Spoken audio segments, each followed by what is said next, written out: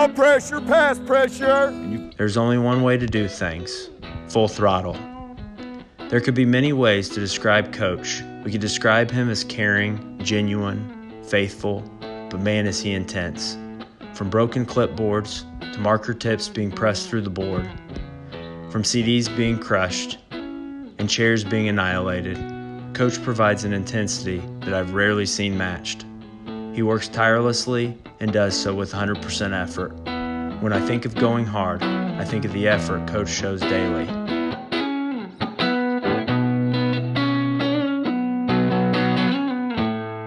Coach is somebody that will do anything for anybody regardless of what's going on in his life at that point in time.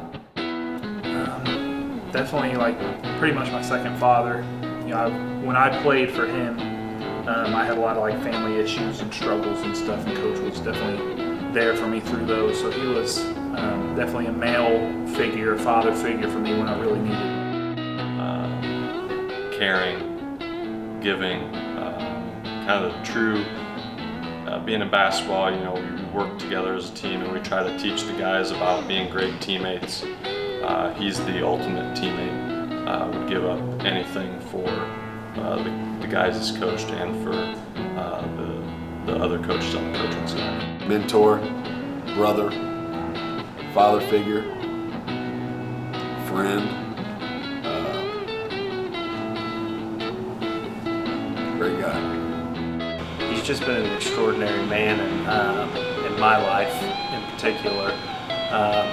I would say that most of the things that I've learned from a leadership standpoint have been a direct result of him. So I really owe him a lot of kind of what I've become as a man and as a father.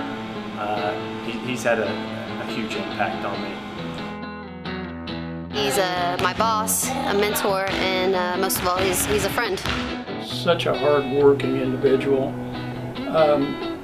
Even when he was in school, when he was playing basketball, he's not the biggest guy, not the most athletic, but he was always one of the best players because he just worked so darn hard at it.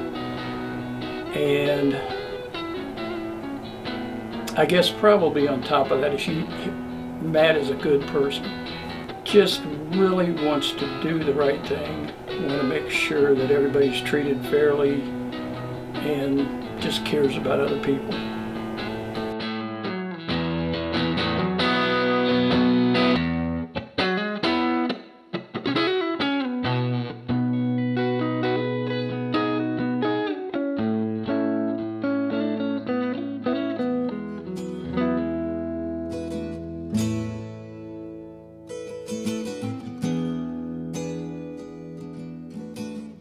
The first one is kind of more of a story.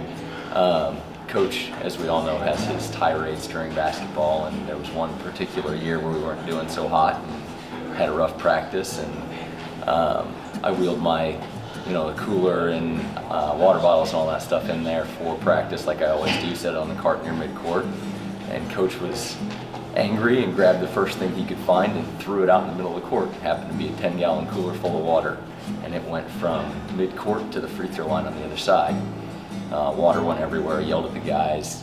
I think he made them run while I was trying to clean up 10 gallons worth of water that was on the floor. So next day, we go back to practice, and I go to put the cooler on the cart and take it out to practice, and there's just a roll of duct tape sitting there. And so I proceed to duct tape the cooler to the cart, thinking it'd be kind of, lighten the mood a little bit and just be a little funny. And so I rolled it in there, didn't say anything to anybody, and walked right back out.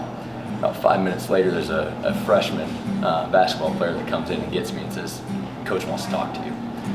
I thought my life was over at that point, in all honesty. But I went in there and tried to be as calm as I could be, and he pulled me over and sat me down and said, "Carl, do you do this?" I was like, "Yeah, Coach.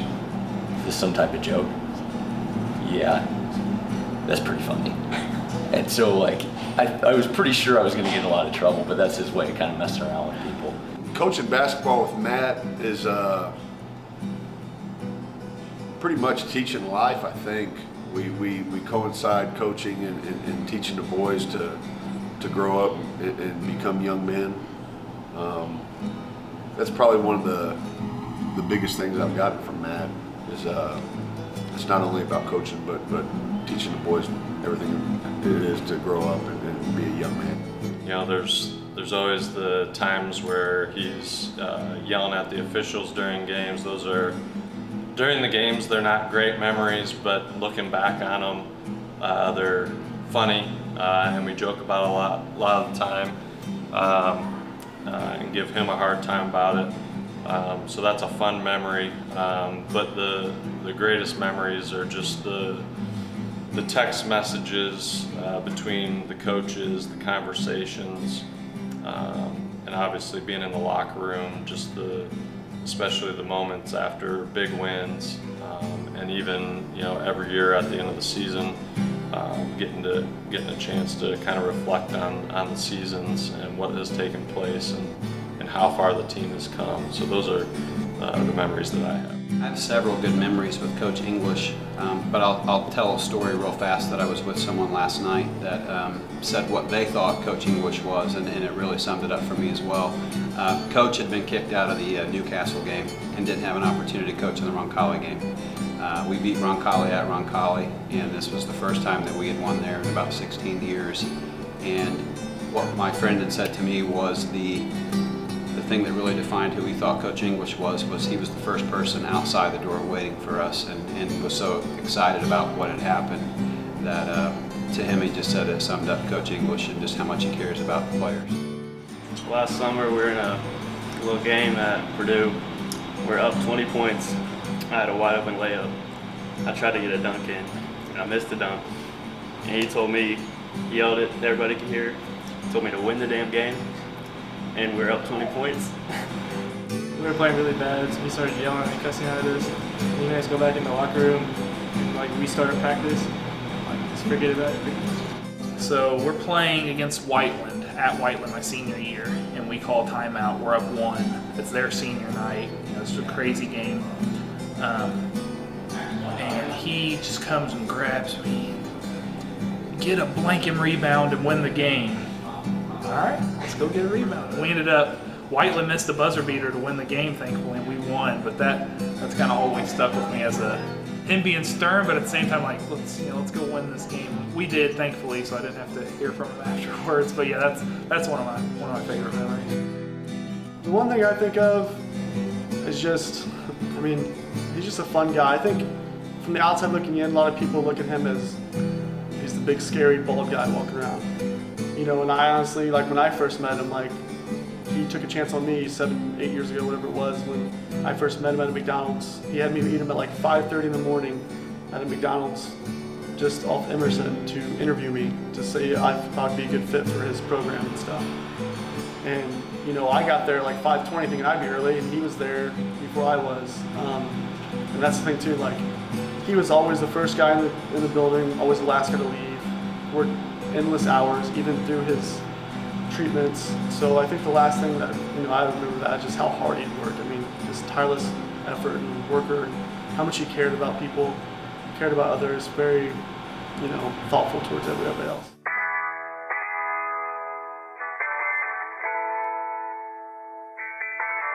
What he's doing for our community, our school, and young kids, he's inspiring them and really teaching them what it is to fight harder, to love more, and to be a winner in all phases of life. How to be unselfish, period. To put the best interest of others above yourself, and while if you get something in return out of it, great, but if not, be satisfied with the difference that you maybe have made in someone's life. And that's not singular when it comes to Matt English. He has affected so many lives in so many ways. I've been here 7 years, and the very first year I was here, he was diagnosed with cancer. But he never missed practice, never missed a game. Even during the treatments, he was always here. After surgery, like, he was always here. And throughout the years, like, it's been, you know, back and forth with it, and he never you can never tell that it was affecting him. So I think the biggest thing, and it was kind of talked about today, was just his fight, his character. He always worried about other people. Even today when like he got to address the crowd, he was talking about another kid that he coached and like how he was and how good Beech Grove was. It was never about him, right? He's always worried about others. So his fight and his character and how much he cares for other people. And this man is in his third bout of cancer, brain cancer, and was out on the football field in 90-degree heat filling holes so our team could play the next week. He's the guy that sends a text message asking what's going on with our injuries and athletic program and all of that a couple hours before he goes into surgery. He's not worried about himself, but he's worried about everybody around him.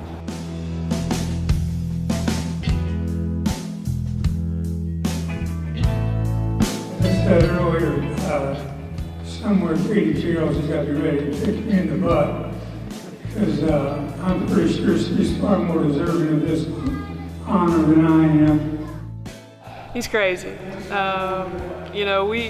We did, a long time ago, fortunately, but if there's one thing I've learned from Coach English, it's to really put we before me.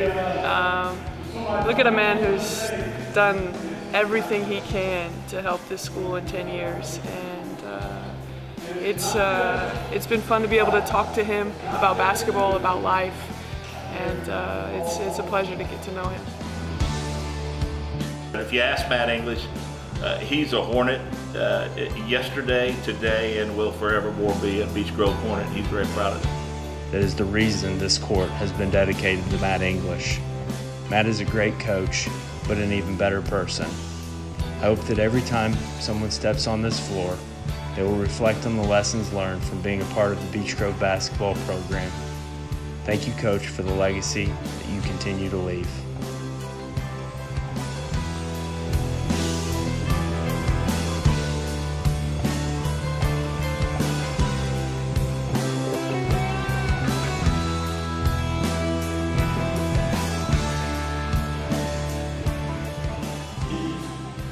As you probably well know, anytime something like this happens, it's not a one-man job. This is not about me. It's about Dr. Kaiser. It's about Dr. Keeler. It's about our student body. It's about our community and people that are willing to take on these kinds of projects that make our community a better place to be. Several friends that coached, retired now, but they coached, and they all say that's the ultimate reward. That's the highest reward you could ever get, to have the court named after you. The whole thing's just overwhelming. I really think that Matt gets to leave something behind that a lot of us wish we could or hope that we could. For players to come, my hope or prayer would be that they may not know him personally, but they would know who he was and what he brought to that court. I think his name